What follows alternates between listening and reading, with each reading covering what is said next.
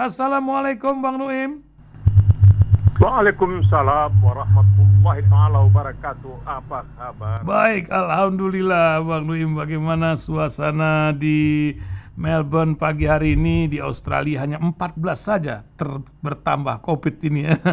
Dan yang recovery 38 data. Tapi kalau Melbourne tidak ada. Tidak ada malah tuh kan.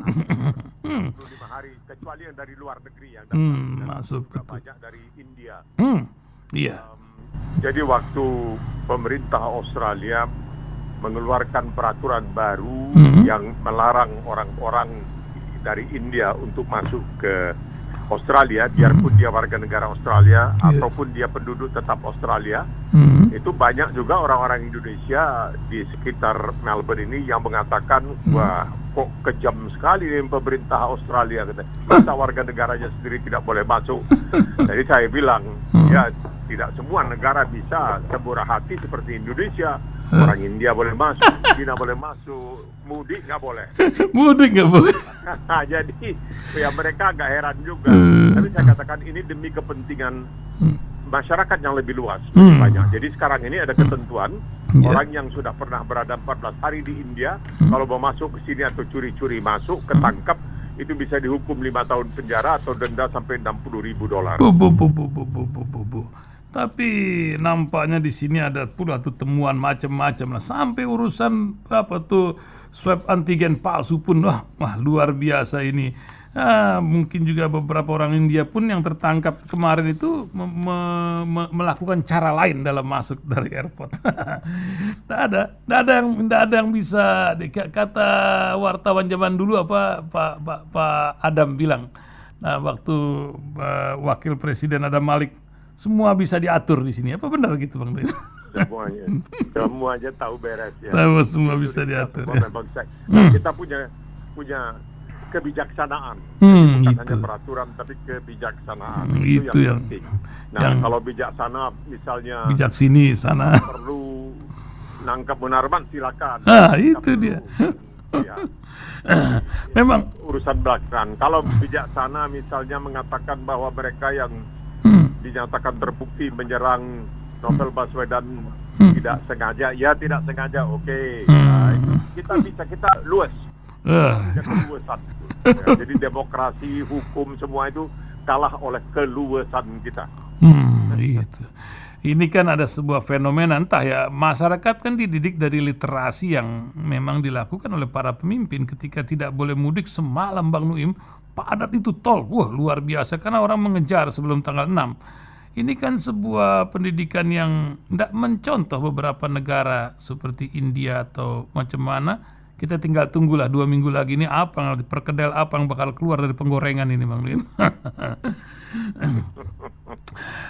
Ini Bang Nuim, kita bincang tentang sebuah negeri pusat konflik dunia Bang Nuim, Palestina. Nampaknya Mahmud Abbas menunda pemilu di Palestina. Apa yang terjadi di tengah kerumitan yang ada di sana Bang Nuim? Apakah karena COVID pula atau apa yang Bang Nuim lihat dari percaturan di sana ya, Bang? Antara lain karena Yerusalem Timur yang selama ini tetap oleh bangsa bangsa Palestina, mereka tetap bersikukuh itu akan menjadi ibu kota sebuah negara Palestina yang merdeka. Kalau sampai memang dimerdekakan oleh Israel, itu tidak bisa mengikuti pemilihan umum. Oleh sebab itu Abbas mengatakan kalau begitu kita tunda. Tapi ini juga menimbulkan reaksi dari Perserikatan Bangsa-Bangsa yang menghendaki agar Abbas menetapkan waktu yang baru untuk melakukan pemilihan itu, karena ini penting, dianggap penting. Tapi kalau kita jujur, kita tidak melihat apa artinya kalau Palestina menyelenggarakan pemilihan umum. Kita tahu ketika misalnya Hamas di Gaza menyelenggarakan pemilihan umum, itu banyak pengamat dari luar negeri yang datang dan semua mengatakan bahwa pemilihan umum yang dimenangkan oleh Hamas di Gaza berlangsung dengan jujur dan adil. Ya, tapi karena Israel dan Amerika tidak setuju, ya sudah, itu dianggap sebagai tindakan yang tidak ada artinya. Jadi semua ini bukan tergantung, ya itulah demokrasi, bukan tergantung kepada rakyat Gaza yang harusnya menjadi penentu untuk Gaza, tetapi tergantung kepada mereka yang berkuasa, dalam hal ini Israel dan Amerika Serikat. Alhamdulillah sekarang ini paling tidak Joe Biden sudah kabarnya akan menghidupkan kembali program bantuan keuangan kepada Palestina. Meskipun ada bagian-bagian yang tersangkut di Kongres karena ada anggota Kongres yang barangkali pro-Palestina, pro-Israel tidak begitu berkenan kalau sekiranya Joe Biden sekarang ini melanjutkan kembali bantuan kepada bangsa Palestina. Tapi itulah dia, tidak bisa diselenggarakan pemilihan karena apa? Karena dianggap bahwa Israel tidak adil karena tidak memberikan kesempatan kepada penduduk Palestina di Yerusalem atau Al-Quds Timur untuk ikut memberikan suara. Oleh sebab itu ya ditunda saja, dan bagi Abbas ini merupakan satu rahmat juga karena berarti dia akan terus menjadi pemimpin. Abu Mazen ini sebenarnya tidak banyak berbuat dan tidak banyak menghasilkan untuk bangsa Palestina. Tapi begitulah sekarang ini, meskipun oleh Komisi Hak Asasi Manusia internasional dikatakan bahwa Israel menerapkan sistem politik apartheid, artinya pilih kasih, jadi bukan demokrasi 100%. Padahal mereka yang selama ini menjunjung tinggi Israel selalu mengatakan bahwa Israel adalah ibarat waha atau oasis di tengah-tengah katanya gurun pasir yang tidak mengenal demokrasi. Israel lah satu-satunya negara yang demokratis. Ya, tapi barangkali demokrasi untuk hanya orang Yahudi, bukan penduduk bangsa warga negara Palestinanya. Iya, emang luar biasa mengejar demokrasi ini, luar biasa.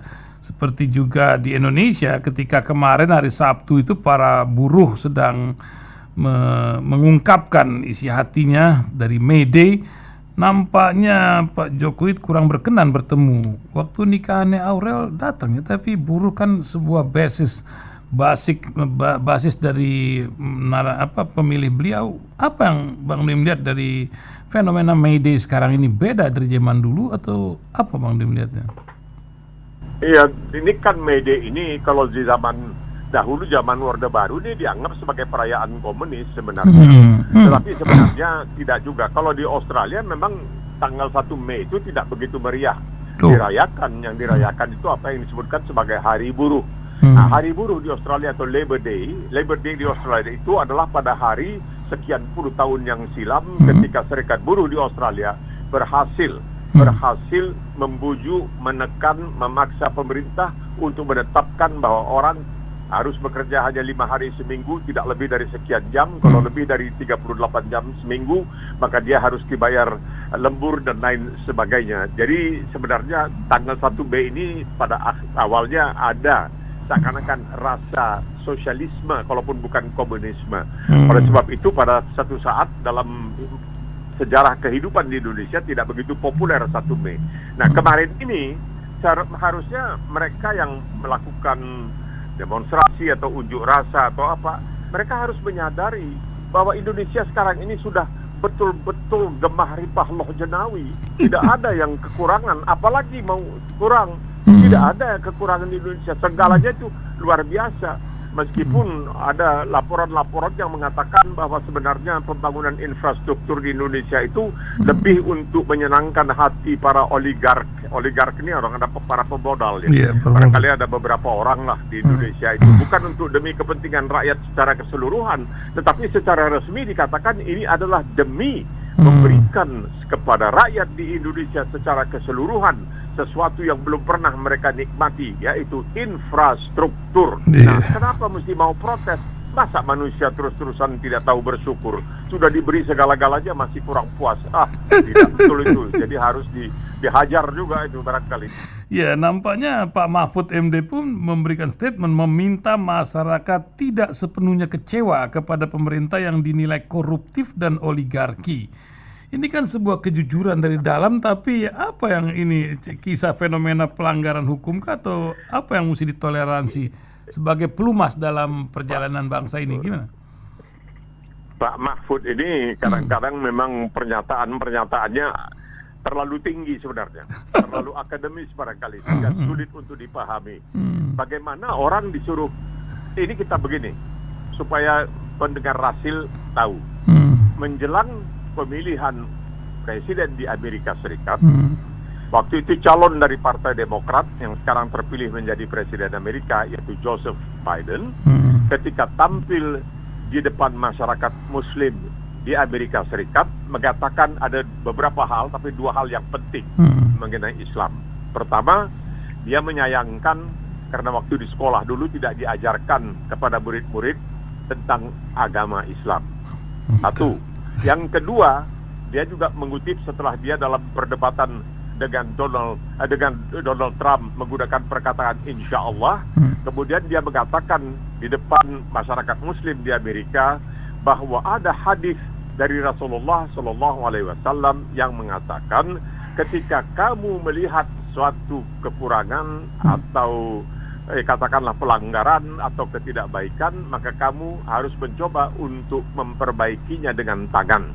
Kalau tidak bisa, dengan kata-kata. Kalau tidak bisa, maka di dalam hati. Itu adalah tingkatan iman yang paling rendah. Nah, sekarang orang melihat ada korupsi, tapi ya udahlah, terima sajalah. Kalau perlu kita bikin revisi undang-undang KPK supaya lebih sulit lagi. Makanya dalam kasus misalnya dugaan ada korupsi di Direktorat Pajak, ini makanya kabarnya bocor sehingga ketika dilakukan OTT tidak berhasil karena banyak barang bukti barangkali yang sudah diselamatkan atau dipindahkan dan lain sebagainya. Berhasil.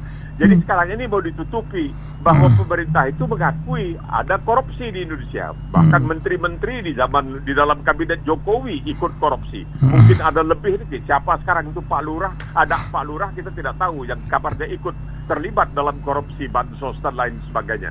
Jadi ingin dikatakan, iyalah ada korupsi tapi sudahlah, jangan terlalu diributkan. Apa kok itu aja diribut? Kata almarhum Gus Dur, itu aja kok direpotin katanya. Biar aja orang korupsi, kan kamu udah enak ini sekarang ini. Anda belum dapat. Udah diberitahu kamu segalanya udah bagus. Jangan merepet lah, jangan kesel, jangan menggerutu dan sebagainya. Jadi kita membaca ini juga kita heran. Apa yang dimaksudkan oleh Pak Mahfud MD? Apakah dia mengakui? Iya. Padahal dikatakan, sudah tidak ada lagi. Karena bagaimana tidak ada lagi? Karena dipersulit untuk melacak, dipersulit untuk melakukan penyelidikan dan lain sebagainya. Nah, terjadilah misalnya pertemuan antara seorang wali kota di Sumatera Utara dengan seorang penyidik, dan ini kabarnya difasilitasi oleh seorang petinggi di dalam DPR dan lain sebagainya. Ini bagaimana? Katanya sudah gemah ripah loh jenawi. Sekarang ini keadaan sudah begitu bagus sehingga tidak pantas kalau ada yang kecewa dan ada yang menggerutu. Tapi ingat, seperti yang dikatakan oleh Presiden Amerika Joe Biden yang mengutip hadis Rasulullah, kita kalau melihat suatu kekurangan, suatu kejahatan, itu kita harus berbuat sesuatu dengan tangan kita, kalau tidak dengan mulut kita, kalau tidak ya dalam hati. Nah, ini barangkali yang dimaksudkan oleh Pak Mahfud MD. Jadi dalam hati sajalah dulu, jangan ribut-ribut, dalam hati saja. Saya tidak suka korupsi dalam hati, tapi jangan ribut-ribut. Ya, memang luar biasa ini pendidikan di negeri kita ini. Kemarin ini Bang Hari Pendidikan Nasional ya, tapi Hang Heng Hong tuh kalau di Jepang dulu waktu habis dibom itu ditanya berapa sisa guru. Tah kalau di sini gimana? Tapi di Amerika sendiri agama itu menjadi sebuah perhatian sekarang ini. Ketika Biden memberikan sebuah literasi, tapi di sini lain lagi nih, Menteri Pendidikan ingin merubah sebuah literasi agama, bukan hanya itu dan lain-lain cerita. Apa yang Bang Nuim lihat keadaan pendidikan mungkin jauh dari Australia, dari Vietnam saja kita masih ketinggalan jauh. Gimana Bang Nuim? Ya itu dia, karena memang biasa ya kurikulum itu diubah-ubah, itu biasa. Di Australia ini tiap-tiap negara bagian, jadi tiap-tiap provinsi lah istilahnya itu dia punya kurikulum tersendiri, tetapi diakui secara nasional kurikulumnya itu. Jadi dari waktu ke waktu secara berkala itu ditinjau kembali ya. Nah ini menarik sekali. Kenapa? Karena kita melihat berita terakhir mengatakan sudah kian banyak orang di Korea Selatan yang setelah mengenal agama Islam lalu kembali ke Islam. Ini kan menarik ya, karena orang Korea ini kan hebat. Susah. Coba lihat itu barang-barang buatan Korea, misalnya microwave ya, oven microwave. Coba lihat mobilnya di Australia ini mobil buatan Korea Selatan yang namanya Kia itu garansinya 7 tahun. Tapi mereka itu begitu berkenalan dengan Islam banyak yang kemudian kembali ke Islam. Saya terkejut. Kembali. Pertama kali ke Korea itu pergi ke sebuah tempat di pusat kota bernama Itaewon, ada masjid. Ya, masjid-masjidan lah. Saya tanya, bagaimana ini, siapa ini? Oh, banyak katanya orang Korea yang jadi Muslim. Bagaimana? Oh, ketika mereka bekerja di Timur Tengah, mereka kemudian di sana berkenalan dengan Islam dan mereka menjadi Muslim dan sebagainya, atau kembali ke Islam. Nah, sekarang ini kenapa ada kesan, ya, paling tidak kesan. Apakah kesan ini benar atau tidak? Ya, itu terpulang maklum. Ada kesan bahwa pertama, jasa-jasa Muslim di dalam memerdekakan Republik Indonesia itu ingin kalau bisa ditutupi, bahkan kalau perlu dilupakan sama sekali. Kemudian kita lihat ulama-ulama ceritanya banyak yang harus berurusan dengan hukum. Jadi kenapa ini menjadi suatu permasalahan? Ya karena barangkali itu agama Islam itu adalah amar ma'ruf nahi mungkar. Mungkin ini tidak diperlukan lagi di Indonesia karena keadaan sudah begitu sempurna sehingga tidak diperlukan. Jadi untuk apa belajar agama? Kalau mau belajar agama ya jangan di sekolah. Di sekolah itu kan diselenggarakan oleh negara. Kenapa negara mesti buang-buang waktu, buang tenaga? Seakan-akan sudah ada menjauhkan diri dari agama. Oleh sebab itu banyak juga orang yang kalian berani seperti si Joseph Paul Zhang mengatakan hal-hal yang menyakiti hati umat Islam, tapi ya tidak banyak yang bisa berbuat suatu apa ketika orang mengatakan waduh itu keterlaluan, oh Anda radikal ya. Nah, jadi bagaimana radikal dan lain sebagainya. Jadi ya itulah ini sekarang perjalanan kita menuju ke sana. Ya. Weh, luar biasa. Harusnya ini hari ini juga kan hari ini Bang, kebebasan pers internasional. Nampaknya di sini tuh investigasi news itu terhambat oleh oligarki karena pemegang saham dari pers ini kan sudah sebagian besar sudah dikuasai. Bagaimana pers bisa menjadi alat demokrasi? Apakah masih ada moto itu, Bang Dem, sebagai orang insan pers ini? Ya, kalau di Australia ada tuh. Oh, masih ya? Kalau di Australia ada. Sering investigasi yang dilakukan misalnya oleh tempat saya bekerja dahulu, ABC itu sering sekali kerjasama dengan koran melakukan investigasi, mengungkapkan, dan itu ditindaklanjuti karena diakui ya, atau paling tidak dipercaya dan kemudian diselidiki. Kemudian ya, jadi permainan kan dulu katanya ada trias politika, ada 3, yaitu eksekutif, yudikatif, dan legislatif. Nah, kemudian di Inggris ditambah dengan the fourth estate, ada yang keempat, yaitu jurnalistik. Nah, ini sebagai pengawas, karena kadang-kadang bisa kerjasama antara legislatif, maksudnya parlemen, dengan eksekutif, dengan pemerintah bisa kerjasama dan sebagainya. Nah, kalau ada media bisa mengungkapkan supaya rakyat tahu dan tahu belangnya.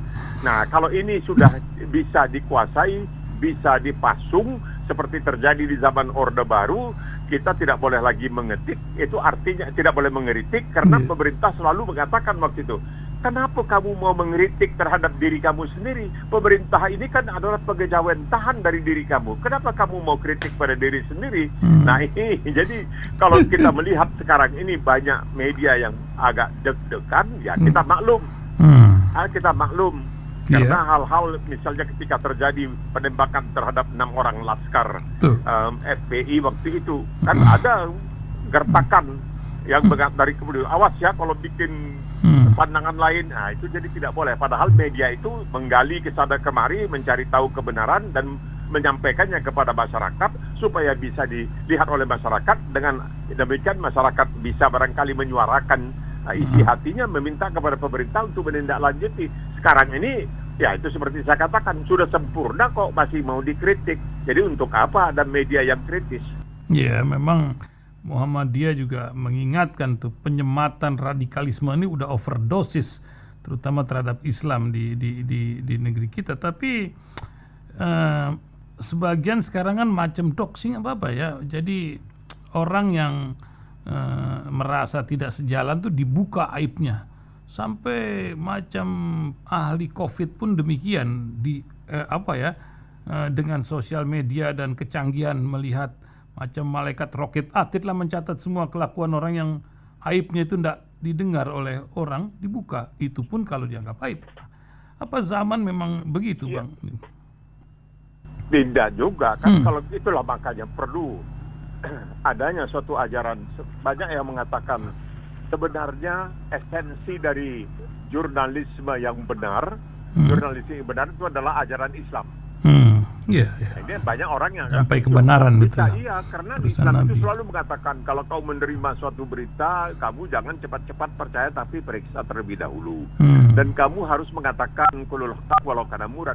Yang benar biarpun bagaimana pahitnya, kamu mesti kemukakan. Karena kalau tidak dikemukakan, ya orang tidak tahu bahwa itu adalah sesuatu yang salah. Jadi sebenarnya disinilah kita agak telinga cepat merah ya, dan kemudian kata orang Inggris kulit agak tipis, cepat sekali kalau dikritik. Jadi ada seorang presiden Amerika yang mengatakan, kalau kamu tidak tahan panas, jangan berada di dapur. Karena dapur itu panas. Artinya kalau kamu tidak tahan dikritik, ya jangan jadi politisi, jangan jadi pemimpin. Karena pemimpin itu niscaya pasti akan mendapatkan kritikan dari rakyatnya atau dari lawannya. Nah ini yang tidak dihayati. Oleh sebab itu indeks demokrasi di Indonesia selama beberapa tahun belakangan ini dikatakan sudah menurun. Jadi demokrasi itu tidak lagi seperti yang dicita-citakan ketika terjadi gerakan-gerakan reformasi yang mau tidak mau, mungkin karena itu, mau tidak mau harus diakui besar sekali peranan seorang bernama Amin Rais di dalam reformasi itu. Nah, jadi karena reformasi itu menciptakan dalam tanda kutip demokrasi, dan mungkin nanti ada yang ingat, wah ini katanya Amin Rais berperan, bagaimana kita bisa menutupi? Kalau bisa kita mau menutupi Imam Bonjol tidak pernah berprestasi di Penegoro, Sudirman, Bung Tomo, kalau bisa janganlah diingat-ingat itu. Janganlah, ngapain? Kita ingatkan saja mereka radikal, lama-lama orang percaya. Karena seperti dikatakan oleh petinggi propaganda Hitler, Goebbels, kalau kebohongan itu diulang-ulang sampai 40 kali orang akan percaya katanya. Teori kebiasaan lah begitu Bang. Memang ini sebuah sebuah kurikulum bangsa yang salah menghadapi ini, karena di hari pendidikan ini kan dulu kita melihat orang yang pintar, tapi kita tidak tahu bahwa yang bisa baca Quran di negeri kita ini nggak sampai 30%. Itu pun baru urusan baca, belum mengerti lagi. Lebih-lebih yang menjalankan. Ini kan sebuah fenomena negeri muslim terbesar di Indonesia yang menjadi sebuah masalah di depan mata kalau Menteri Pendidikan paham tentang akhlak yang menjadi junjungan ini. Bukankah begitu Bang Win?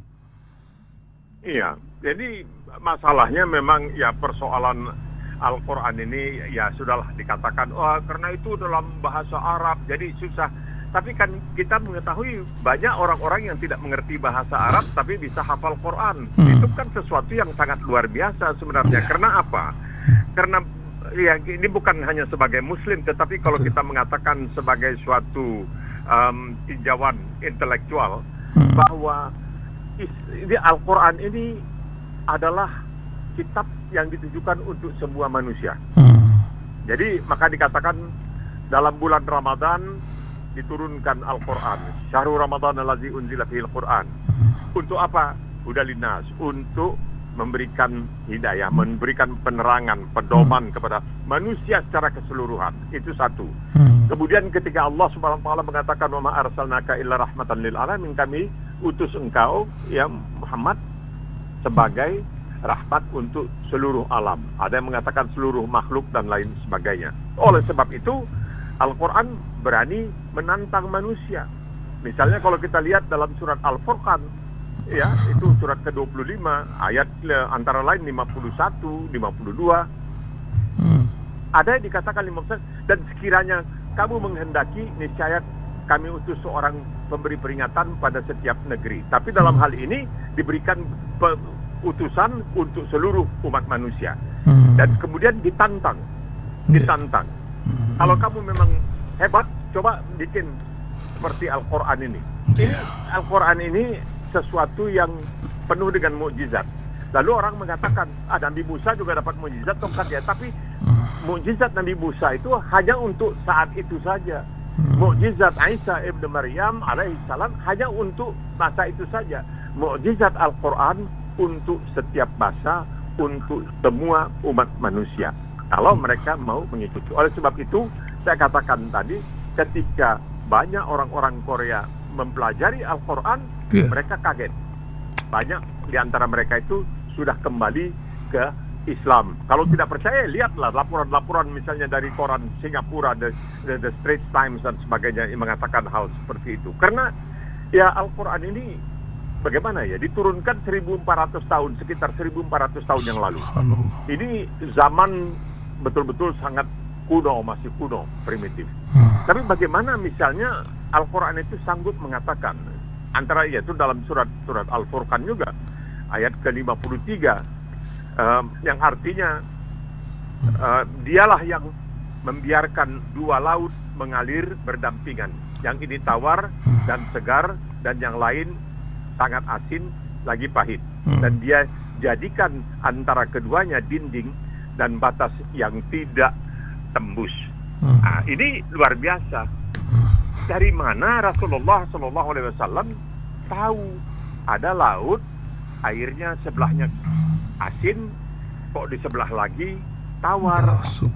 Di mana laut itu? Nah, coba dengar. Ini ada saya kebetulan di depan saya ada buku berjudul Weird News Stories, World Famous, mengenai ilmu pengetahuan dan lain sebagainya, mengenai geografi dan lain sebagainya yang sangat luar biasa dan tidak masuk akal. Di sini dikatakan dalam bahasa Inggris, saya terjemahkan ke bahasa Indonesia. Adalah suatu kemungkinan orang bisa berlayar sejauh 320 km ke laut Atlantik, lautan Atlantik, dari sungai Amazon di Amerika Selatan. Dan dia akan mendapati di satu sisi air tawar, di sisi lain air asin. Dan dahulu banyak kapal-kapal yang tidak perlu merapat ke darat untuk mengambil air tawar, cukup berhenti di tengah lautan Atlantik untuk mengambil air tawar untuk minum dan lain sebagainya. Mohon dibayangkan sidang pendengar silaturahim, radio silaturahim. Ini air sebelah menyebelah. Satu sisi air tawar, di sisinya lagi air asin. Tapi mereka tidak boleh saling mengganggu. Kenapa? Karena Allah Subhanahu wa Ta'ala sudah menciptakan dinding. Lah, dindingnya tidak kelihatan, memang tidak kelihatan oleh kasat mata, tapi dinding itu ada. Dan ini dibuktikan sekarang ini bukunya dalam bahasa Inggris, ditulis oleh 3 bersaudara bernama Wilson, Pauline Wilson, Damon Wilson, dan Rowan Wilson, yang mengatakan aneh bin ajaib, bisa kita berlayar 320 km ke tengah-tengah laut Atlantik, dan di sana itu di kirinya, misalnya kiri ada air yang berbeda dengan yang di kanan. Satu tawar bisa diminum, satu asin tidak bisa diminum. Coba bayangkan, 1400 tahun yang lalu di gurun pasir sana di Madinah atau di Mekah, mungkinkah Rasulullah SAW mengetahui hal-hal seperti ini? Kan tidak. Nah, kalau itu Quran datangnya dari manusia, itu tidak mungkin. Oleh sebab itu, ini salah satu dari sekian banyak bukti bahwa Al-Quran ini memang mukjizat yang diturunkan oleh Allah Subhanahu wa Ta'ala. Tapi kalau tidak mau diajarkan juga, ya sudah, tidak apa-apa. Insya Allah ini tidak akan mengganggu perkembangan Islam itu sendiri. Karena Islam ini lebih mengutamakan mutu daripada jumlah. Iya. Memang luar biasa, Bang Noem, di hari-hari Ramadan ini ketika Quran diturunkan. Sebagai akhir kisah, Bang Noem, di bulan Ramadan, penutup kisah 10 hari ini. Apa yang Bang Noem bisa sampaikan, lebih-lebih di Australia ketika menjadi minoritas, tapi suasana pasti lain di Ramadan ini. Silakan Bang Noem buat pengingat pendengar hasil di sini aktivitas. Tidak ada. Kalau mau dikatakan kita mengeluh, maksudnya dari tindakan pemerintah tidak ada yang perlu kita terlalu keluhkan, karena kebebasan yang diberikan itu tidak ada. Misalnya seperti saya katakan, cobalah bayangkan, apakah masuk akal di sebuah negara seperti Australia ini, itu yang namanya Hizbut Tahrir itu gentayangan seenaknya, dan sering dikutip oleh media, bikin pernyataan ini itu, dan mereka tidak ada diberikan batasan-batasan. Selagi tidak mengganggu, silakan kamu mau mengusung suatu kampanye untuk menjadikan Australia negara muslim, asalkan kamu lakukan secara demokratis, terserah kamu. Kamu mau radikal asal tidak mengganggu orang lain. Nah, Islam itu mengatakan seseorang itu bisa dikatakan muslim ketika kamu selamat dari lidahnya dan selamat dari tangannya. Itu bagaimana mau dikatakan Kalau ada 2-3 orang, ada segelintir manusia yang jahil dan mengatasnamakan Islam ketika melakukan perbuatan yang durjana, mungkin pula dia barangkali digaji, diupah, diberi imbalan atau diberikan janji-janji, itu bukan kesalahan agamanya, tetapi itu adalah orangnya. Jadi kita harus bisa membedakan antara manusianya dengan anutannya. Kalau betul-betul dia menganut agama yang diturunkan kepada Rasulullah SAW yang dimaksudkan untuk seluruh umat manusia ini, niscaya dia tidak akan melakukan hal-hal yang akan menyakiti orang lain. Sebab Rasulullah SAW berpesan, jangan kamu celakakan diri kamu dan jangan kamu mencelakakan orang lain. Jangan kamu celakakan diri kamu dan jangan kamu mencelakakan orang lain. Itulah pesan, apalagi di bulan Ramadan ini, ketika kita patuh kepada ajaran, kepada suruhan untuk menahan diri hal-hal yang begitu mutlak penting dalam kehidupan manusia, makan dan minum, dan kita dilarang untuk makan dan minum ketika kita berpuasa. Ini adalah suatu bukti bahwa kita memang penganut daripada ajaran itu, dan ajaran itu mengatakan rahmatan lil alamin. Ya, luar biasa. Ini sebenarnya kurikulum dunia yang sudah ada di depan mata, tapi nampaknya manusia ini sumun bukmun umyum sebagian. Penutup. Kalau udah tertutup, susah. Tidak bisa mau dibikin apa lagi. Memang biar aja lah dia jadi orang seperti itu. Kita tidak akan dirugikan. Kita tidak akan dirugikan biar bagaimanapun. Karena kalau boleh ditambahkan, ini kan sekarang ada desas-desus bahwa Indonesia akan membeli kapal dari Amerika, kapal bekas lah. Udah puluhan tahun, udah akhir juga dan lain sebagainya.